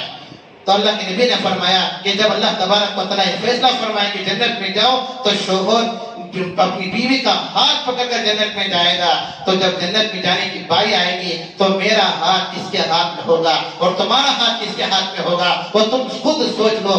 میرا ہاتھ اللہ کے نبی کے ہاتھ کے ساتھ ہوگا, ہم دونوں جنت میں جائیں گے, اور تمہارا ہاتھ علی کے ہاتھ میں ہوگا, تمہارا ہاتھ علی کے ہاتھ میں ہوگا اور تم جنت میں جاؤ گے. یہ بات سن کر حضرت فاطمہ رضی اللہ تعالیٰ عنہ زارو فطار ہونے لگی. حضرت عائشہ صدیقہ رضی اللہ تعالیٰ عنہ نے حضرت فاطمہ رضی اللہ تعالیٰ عنہ کو اپنے سینے سے لگایا اور کہا کہ فاطمہ گھبرانے کے ڈرنے کی ضرورت نہیں ہے, تمہارا بھی ایک مقام ہے, تمہارا بھی ایک مقام ہے. کیونکہ میں نے اللہ کے نبی سے سنا کہ فاطمہ تو بضعۃ منی, فاطمہ تو میرے جگر کا ٹکڑا ہے, فاطمہ تو میرے جگر کا ٹکڑا ہے. فمن عزاها من عزانی, جس نے فاطمہ کو تکلیف دی اس نے مجھے تکلیف دی, جس نے فاطمہ کو تکلیف پہنچائی اس نے مجھے تکلیف پہنچائی ہے. فاطمہ تمہارے بارے میں بڑی فضیلت ہے. تو فاطمہ رضی اللہ تعالیٰ عنہ نے کہا کہ ابا جان, آپ کا مرتبہ میرے سے زیادہ ہے, آپ کا مقام میرے سے زیادہ ہے. تو بہرحال فاطمہ رضی اللہ تعالیٰ عنہ کی بڑی فضیلت ہے. ایک مرتبہ ایسا بھی ہوا کہ عائشہ صدیقہ رضی اللہ تعالیٰ عنہ غزوہ بنی مصطلق ایک غزوہ ہوا. روایت کے اندر یہ بھی آتا ہے, عائشہ صدیقہ رضی اللہ تعالیٰ عنہ فرماتی ہیں کہ اللہ کے نبی کی جتنی بیویاں ہیں ان تمام بیویوں میں سے 10 خصوصیات مجھے حاصل ہیں جو کسی اور کو حاصل نہیں ہیں. 10 خصوصیات ایسی حاصل ہیں جو کسی اور کو حاصل نہیں. اس میں سے پہلی خصوصیت یہ ہے کہ اللہ کے نبی علیہ السلام کے نکاح میں جتنی بیویاں آئی وہ تمام بیویاں اللہ کے نبی کی نکاح میں کوئی بیوہ بن کر آئی, کوئی مطلقہ بن کر آئی, لیکن سوائے حضرت فاطمہ کے, سوائے حضرت عائشہ کے, حضرت عائشہ رضی اللہ تعالیٰ عنہ اللہ کے نبی کی نکاح میں کنواری بن کر آئی. اور ایک خصوصیت یہ ہے کہ اللہ کے رسول حضرت عائشہ سے بے حد محبت فرماتے ہیں. جس جگہ سے حضرت عائشہ پانی پیتی اسی جگہ سے اللہ کے رسول بھی پانی پیتے.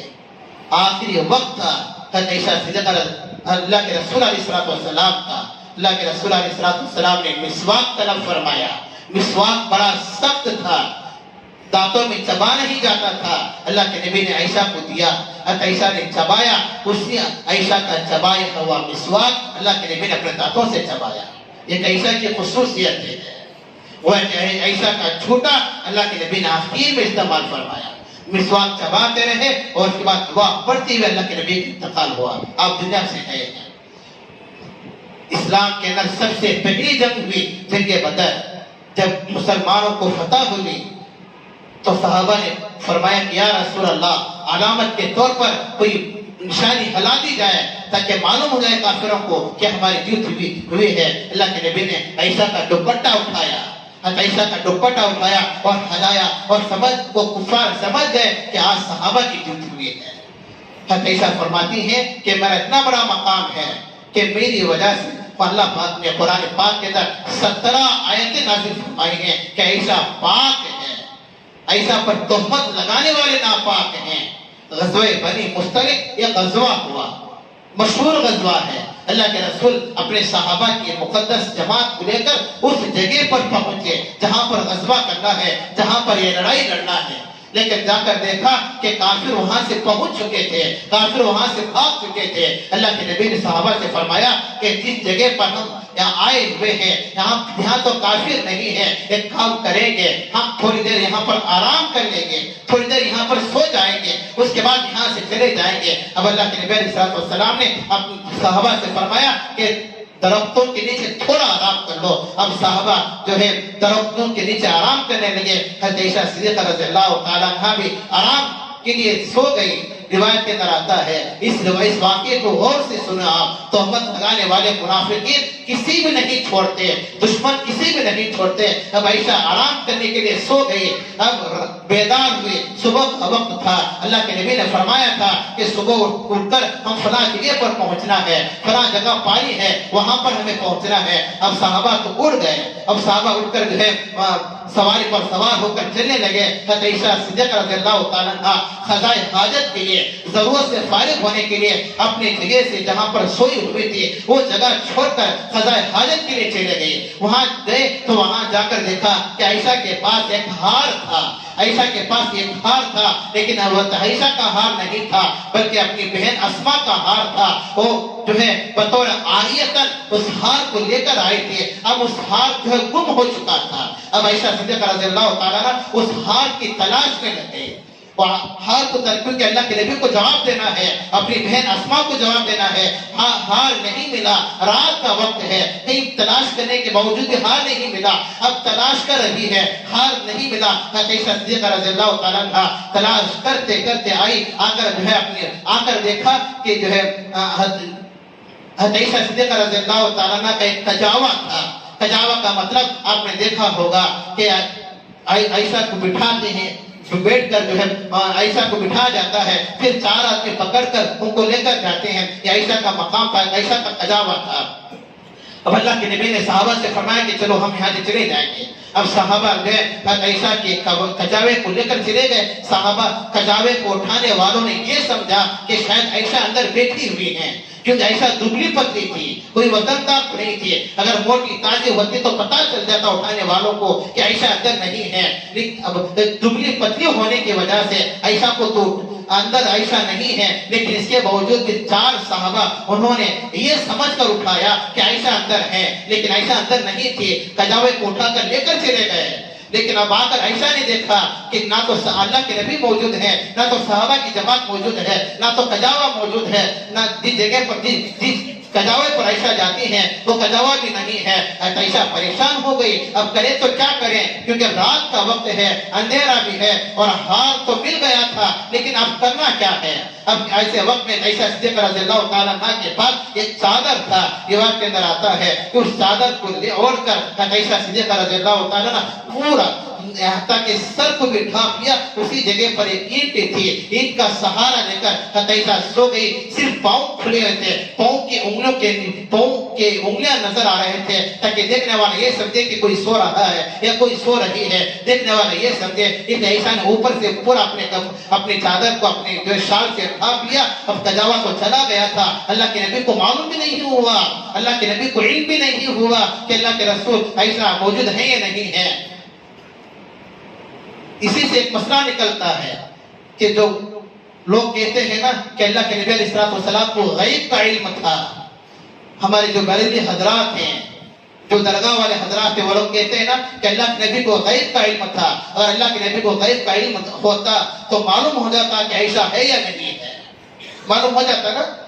تو اسی سے ہمارے علماء دیوبند کی دلیل ہے کہ اللہ کے نبی کو غیب کا علم نہیں تھا، غیب کا علم کھانے والے صرف اللہ ہی ہیں، نبی کو بھی غیب کا علم نہیں ہے، نبی کو بھی غیب کا علم نہیں ہے۔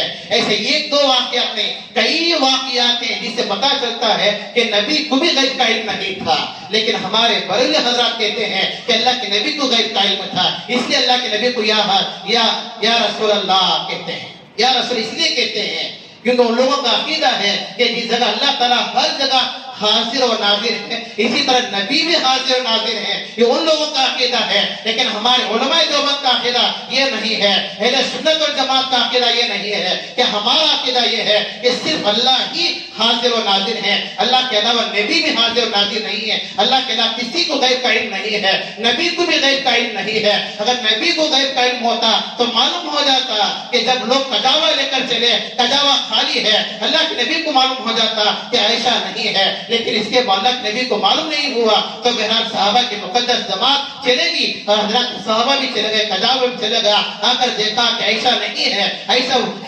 کجاوا نہیں ہے، عائشہ صدیقہ رضی اللہ تعالیٰ عنہا آرام اسی جگہ پر آرام کرنے لیٹ گئی۔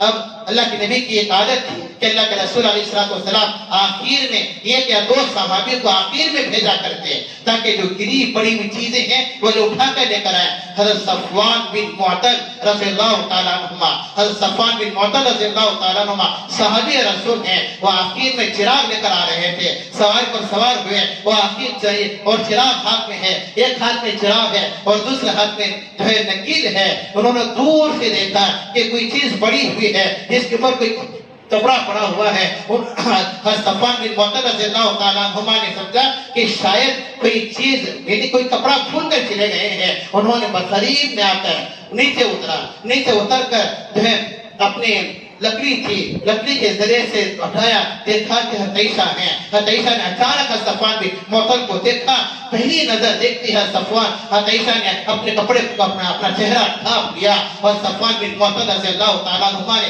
پہلی نظر میں عائشہ کو دیکھ کر کہا انا للہ انا للہ انا للہ۔ وہ پوری دعا پڑھتے ہوئے جا کر سواری کھڑا کر دی۔ عائشہ صدیقہ رضی اللہ تعالیٰ عنہ صفوان بن معطل کے سواری پر سوار ہو گئے، اور صفوان روایت کے اندر آتا ہے کہ عائشہ پیچھے بڑھ گئی۔ صفوان ایک ہاتھ میں چراغ ہے اور دوسرے ہاتھ میں نکیل ہے۔ صفوان بن معطل رضی اللہ تعالیٰ عنہ عائشہ کو یہ نہیں پوچھا کہ اما جان آپ کیسے رکے رہ گئے، آپ کیوں بیٹھ گئی، کیا ہوا آپ کے ساتھ، کچھ بھی نہیں پوچھا، صرف آپ کی زبان پر ایک ہی لفظ تھا انا للہ و انا الیہ راجعون۔ آخر تک یعنی صبح ہونے تک آپ یہی دعا پڑھتے رہے، یہی دعا پڑھتے رہے، اور جا کر قافلے پر پہنچ گئے، جا کر قافلے کے سامنے جو ہے سواری کو روک دیا۔ عائشہ صدیقہ رضی اللہ تعالیٰ عنہا اپنے چہرے کو چھپا کر سیدھا اپنے کجاوے میں چلے گئی۔ کچھ لوگوں نے دیکھا، کچھ لوگوں نے نہیں دیکھا۔ عائشہ کے اترتے ہوئے کجاوے پر بیٹھتے ہوئے کچھ لوگوں نے دیکھا اور کچھ لوگوں نے نہیں دیکھا۔ اللہ کے نبی کو بھی علم نہیں تھا کہ عائشہ ابھی آئی ہوئی ہے، جا کر کجاوے میں بیٹھ گئی۔ ایک دن ہو گئے، عائشہ فرماتی ہیں کہ میں نے صفوان سے زیادہ پاک باز انسان نہیں دیکھا، پاک صفت انسان میں نے صفوان سے زیادہ کسی کو نہیں دیکھا، کیونکہ صفوان بن معطل مجھے یہ بھی نہیں پوچھے کہ کیوں رکی ہو، بات بھی نہیں کیے مجھے، ایک غیر محرم ہونے کی وجہ سے بات بھی نہیں کی، یہ بھی نہیں پوچھا کہ کیوں رکی ہو، کیا ہوا ہے، کیوں آپ کو چھوڑ کر چلے گئے، صرف قافلے تک پہنچنا آپ کا کام تھا۔ آپ یہی دعا انا للہ و انا الیہ راجعون پڑھتے رہے۔ اب کچھ لوگوں نے دیکھا، کچھ لوگوں نے نہیں دیکھا۔ 2 دن 3 دن گزر گئے۔ عائشہ صدیقہ رضی اللہ تعالیٰ عنہا قضائے حاجت کے لیے اپنے گھر سے باہر جو ہے لوٹا لے کر باہر نکلی۔ ساتھ میں بخاری کے حدیث ہے، حضرت ام مصطح رضی اللہ تعالیٰ عنہا یہ عورت ہیں، وہ بھی دونوں ساتھ میں نکلے، ان دونوں ساتھ میں نکلے۔ عائشہ سے پوچھا کہ عائشہ کہاں جا رہی ہو؟ عائشہ نے فرمایا کہ میں قضائے حاجت کے لیے جا رہی ہوں۔ تو دونوں ساتھ میں گئے، جاتے ہوئے حضرت ام مصطح رضی اللہ تعالیٰ عنہا کا پیر پھسل گیا۔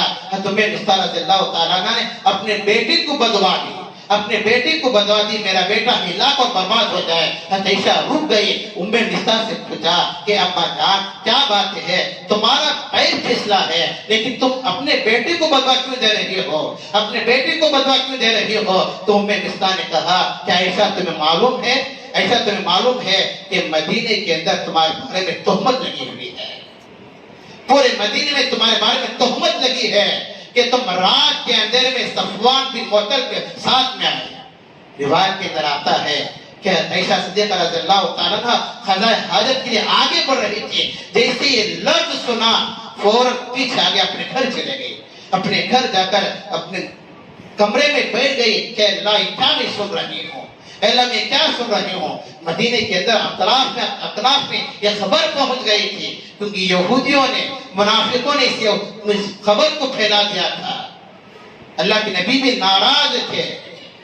حضرت عائشہ صدیقہ رضی اللہ تعالیٰ عنہ سمجھ گئی کہ بات دراصل یہ ہے، یہی تو وجہ ہے، تو یہی تو وجہ ہے کہ جب سے یہ رات کا واقعہ پیش آیا اللہ کے رسول محمد مجھ سے بات نہیں کر رہے ہیں، زیادہ بات نہیں کر رہے ہیں، یہی تو وجہ ہے۔ عائشہ سمجھ گئی اگر اللہ کے نبی سے کہا کہ یا رسول اللہ اگر آپ کی اجازت ہو تو میں اپنے ابا کے گھر جاؤں، اللہ کے رسول علیہ السلام نے اجازت دے دی۔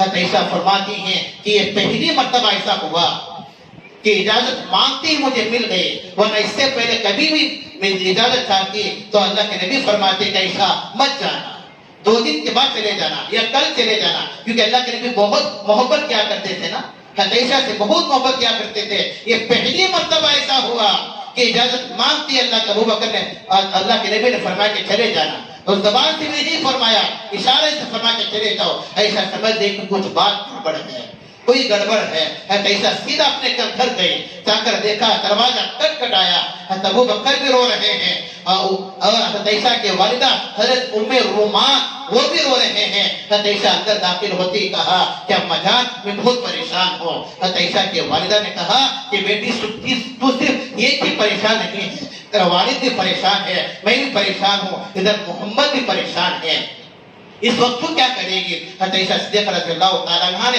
فوراً اپنے کمرے میں چلے گئے، جا کر اللہ سے دعا مانگتے رہے۔ آگے کیا ہوا انشاءاللہ بڑا طویل واقعہ ہے۔ پھر اللہ تبارک و تعالیٰ نے عائشہ کے بارے میں قرآن پاک کی 17 آیتیں نازل فرمائی ہیں۔ قرآن پاک کے اندر سورہ نور ہے، اس سورت کے اندر اللہ نے عائشہ کی برات، عائشہ پاک ہے، جن لوگوں نے منافقوں نے تہمت لگائی وہ ناپاک ہے، وہ جہنمی ہے۔ اللہ نے آخر میں کہا کہ وہ جہنمی ہے جن لوگوں نے عائشہ پر تہمت لگائی ہے۔ 17 آیتیں قرآن پاک کی عائشہ کے بارے میں نازل فرمائی۔ طویل واقعہ ہے۔ اللہ کے نبی علیہ السلام صحابہ کے مجمع کو بلا مشورہ کرتے ہیں، مجلس قائم کرتے ہیں، ایک میٹنگ ہوتی ہے۔ انشاءاللہ بقیہ باتیں اگلی جمعہ میں آپ حضرات کے سامنے عرض کروں۔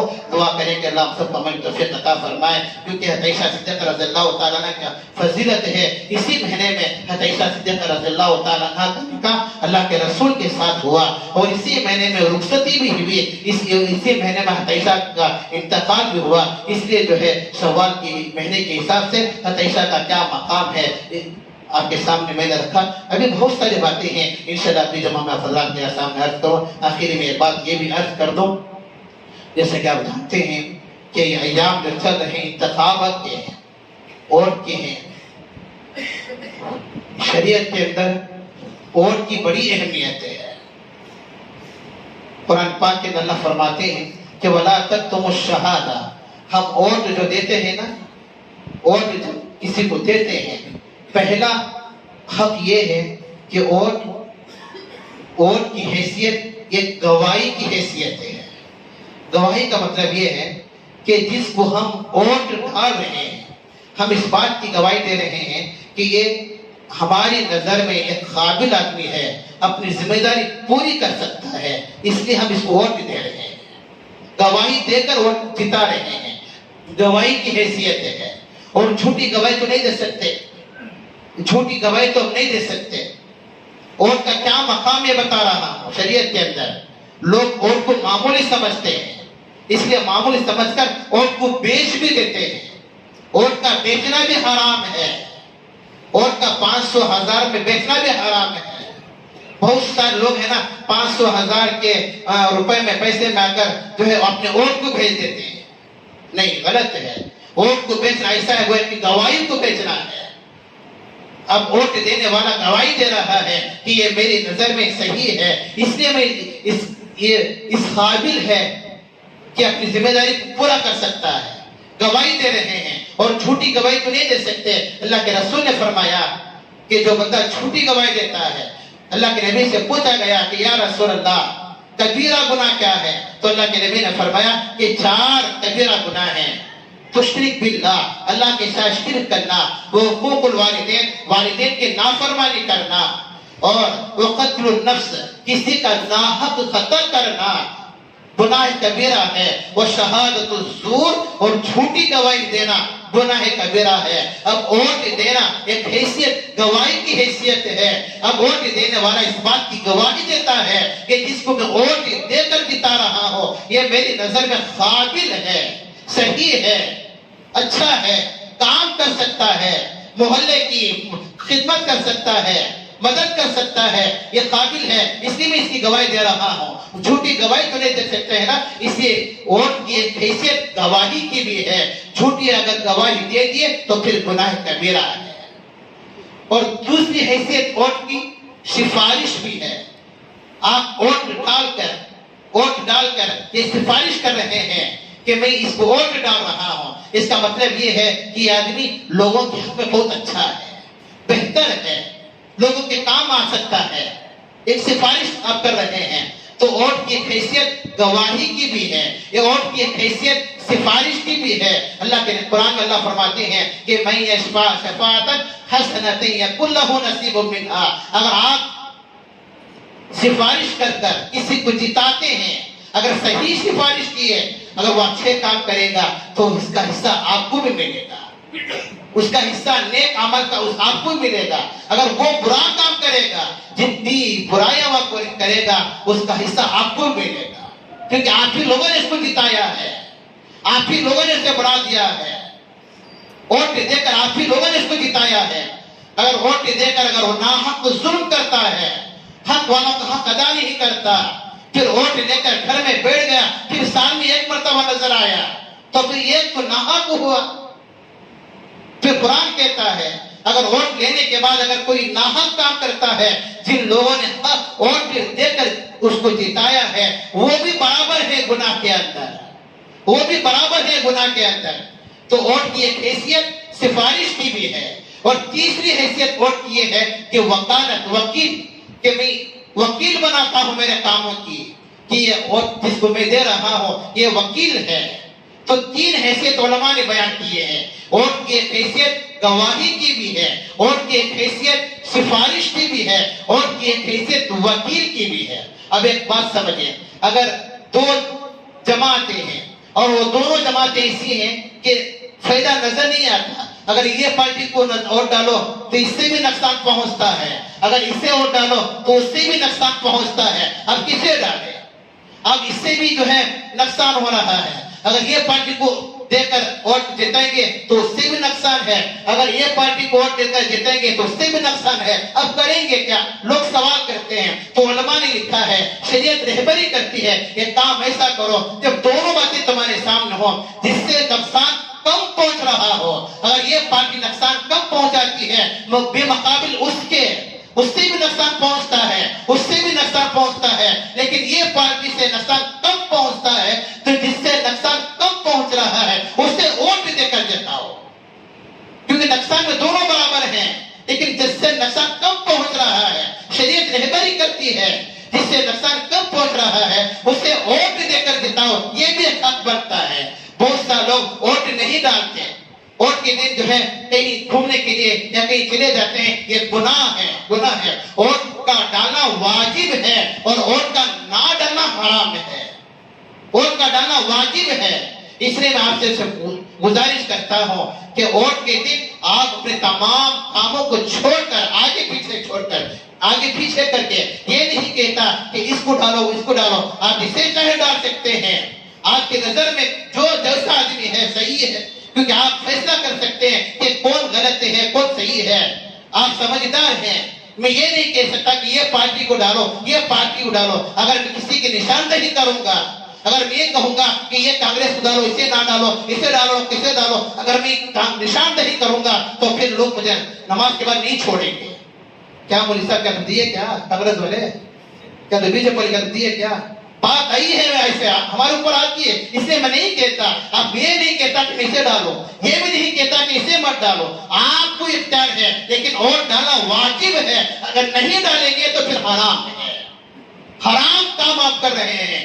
جس کا 18 سال کی عمر ہو گئی ہے، جس کے پاس آئی ڈی کارڈ ہے، اپنے کاموں کو آگے پیچھے کر کے، اگر سفر ہے سفر کو بھی چھوڑ دو، اگر سفر ہے تو سفر بھی چھوڑ دو. اس لیے ہمارے علماء کہتے ہیں نا، اگر کوئی جماعت میں گیا ہوا ہو، جماعت سے واپس آئے، آ کر ووٹ ڈالے، آ کر ووٹ ڈالے، کیونکہ واجب کام ہے، ضروری کام ہے ووٹ ڈالنا. اگر ووٹ نہیں ڈالیں گے تو پھر حرام ہے، کیونکہ یہ ایک ووٹ بھی قیمتی ہے، ایک ووٹ بھی قیمتی ہے. ایک پارٹی والے نے 5,000 لے لیے، اور یہ ہو سکتا ہے کہ اب 5,000 یہ اگر لے لیا تو پھر یہ جیت گئے، یہ جیت گئے. ایک ووٹ بھی بہت قیمتی ہوتا ہے. اس لحاظ سے گزارش ہے کہ ووٹ کے دن آپ نے کاموں کو آگے پیچھے کر کر ووٹ ڈالیں، اور جس کے حق میں ڈالیں صحیح ڈالیں. آپ فیصلہ کر سکتے ہیں، کیونکہ گواہی کا ہے، اور جھوٹی گواہی تو نہیں دے سکتے. اور ووٹ بیچنا بھی حرام ہے، ووٹ نہیں بیچ سکتے. بہت سارے لوگ ووٹوں کو بیچ دیتے ہیں 500 حرام میں. 500 ہزار آپ کیا کر سکیں گے؟ زیادہ نہیں، ایک دن کھائیں گے، 2 دن کھائیں گے، لیکن زندگی میں حرام رہیں گے، حرام کا لقمہ رہے گا. اس لیے ووٹ کو نہ بیچیں. یہ چند باتیں تھیں جو میں نے فضاد کے سامنے عرض کی ہے. دعا کریں کہ اللہ آپ سب کو عمل کی توفیق عطا فرمائے. آخر میں آپ بات یہ بھی عرض کر دوں کہ مدارس کھلے ہوئے ہیں، لوگ اتنے بے وقوف ہیں، مدارس والے اعلان کر بس ہو جا رہے ہیں. لوگوں کے ذہنوں میں کان جھوم تک نہیں جھوم رہی ہے، اتنے بے حس ہو گئے ہیں. اسکولوں میں کبھی اعلان نہیں ہوتا نہیں ہوتا. کبھی آپ نے دیکھا ہوگا کہ کالج والے اعلان کیے، پھر بھی لائن لگی ہوتی ہے، کوئی اسکول والے اعلان نہیں کرتے. لیکن مدرسے والے بیچارے اعلان کر، میں اپنی مدرسے کی بات نہیں کر رہا ہوں، اس مدرسے کی بات نہیں کر رہا ہوں، ہر مدرسے والے اساتذہ بیٹھے ہوئے ہوتے ہیں، لیکن آپ باہر جھک مار رہے ہوتے ہیں. کیا بے وقوف لوگ ہیں آپ، کیا بے وقوف ہیں. مدرسے کھلے ہوئے ہیں، لوگوں کو سمجھ میں نہیں آتا. کیا دین سے اتنی بیزاری، بچوں کو قرآن پڑھانے سے اتنے بیزاری، اتنے بے وقوف، اتنے جاہل لوگ ہیں آپ، اتنے جاہل لوگ. مدرسے اسکولوں کے اندر لائن لگی ہوئی ہوتی ہے کہ میرا بچہ یہ اسکول میں، یہ کالج میں، اس میں ہزاروں روپے، ہزاروں لاکھوں روپے یا 500 ہزار دے کر بچوں کو قرآن نہیں ہو رہا ہے. اس لیے آپ کے گھروں میں لوگ حافظ قرآن نہیں بن رہے ہیں. خدا کی قسم کھا کر کہتا ہوں، اس لیے لوگ آپ کے گھروں میں حافظ قرآن نہیں بن رہے ہیں. یہ دین سے بیزاری ہے، یہ دین سے بیزاری ہے. کیا منہ دکھاؤ گے اللہ کو کہ یہ بچے کو حافظ قرآن نہیں بنا سکتے؟ مدرسے والے اعلان کر بیزار ہو رہے ہیں، بس جپ رہے ہیں کہ بچے کب آئیں گے، بچے کب آئیں گے، لیکن پورا محلہ سو رہا ہے. اللہ کو جواب، خدا کی قسم کھا کر کہتا ہوں، اللہ کو جواب دینا پڑے گا، اللہ کو جواب دینا پڑے گا. بچوں کو اگر دین سے دور رکھ دیے، قرآن پاک کی تعلیم سے دور رکھ دیے، تو پھر اللہ کو جواب دینا پڑے گا. آپ کتنے بھی بڑے بن جاؤ، بڑے رستم کا بن جاؤ، اگر بچوں کو قرآن نہیں پڑھو گے نا تو پھر اللہ کو جواب دینا پڑے گا. بے وقوف لوگ ہیں آپ لوگ، آپ برا مت مانے. آپ عمر میں آپ بڑے ہیں، مدرسے والے اعلان کر مر جائیں کہ مدرسہ کھلا، ان کا گنوں کا پورا محلہ کھلا ہے، پورا بازار کھلا ہے. مدرسے میں آنے کی توفیق نہیں ہوتی، اس لیے آپ کے گھروں میں حافظ قرآن پیدا نہیں ہو رہے ہیں. اللہ ناراض ہے. اس لیے قرآن نہ تو بچوں کو پڑھانے کی توفیق دے رہے ہیں، نہ تو پڑھنے کی توفیق دے رہے ہیں. یہ دین سے بیزاری ہے، یہ دین بیزاری ہے، غفلت ہے. کب تک غفلت میں سوئے ہوئے گے؟ کب تک سوئے ہوئے گے؟ آپ کی ایک نہ ایک اٹھنا تو ہے نا. اللہ ہم سب کی حفاظت فرمائے. مدرسے کھلے ہوئے ہیں، مدارس میں اپنے بچوں کو پہنچاؤ. بس یہ چند باتیں تھی جو میں نے آپ حضرات کے سامنے عرض کیا. تو ہمارے مدرسے میں داخلے چل رہے ہیں، آپ سے گزارش ہے کہ بچوں کو داخلہ کریں. آپ الحمدللہ رب العالمین.